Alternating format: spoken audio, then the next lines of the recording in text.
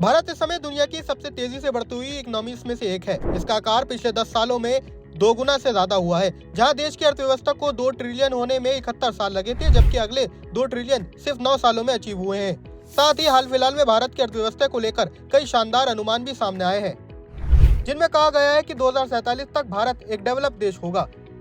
इन सब के बीच reserve bank के पूर्व गवर्नर और फेमस इकोनॉमिस्ट रघुराम राजन ने 2047 में भारत की अर्थव्यवस्था पर अपनी राय रखी है। उन्हें डर है कि 2047 तक भारत एक गरीब देश ही रह सकता है।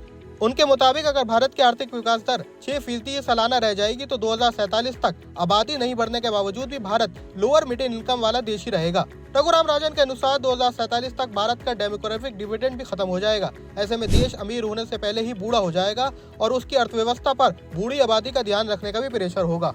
वहीं जीडीपी के आंकड़े को लेकर रघुराम राजन ने अपना एक कैलकुलेशन भी साझा किया है। उन्होंने बताया कि 6% की इकोनॉमिक ग्रोथ के साथ पर कैपिटा इनकम 12 साल में डबल होगी। ऐसे में अगर 24 साल में पर कैपिटा इनकम अभी की तुलना में 4 गुना होती है तो अभी भारत की पर कैपिटा इनकम $2500 से कुछ कम है। ऐसे में 2047 तक भारत की पर कैपिटा इनकम $10,000 से कम ही रहेगी, जो कि कई अमीर देशों की तुलना में बेहद कम है। भारत की आर्थिक विकास यात्रा पर आपका क्या कहना है, हमें कमेंट सेक्शन में बताएं और ऐसी ही वीडियो के लिए पैसा लाइव को देखते रहें।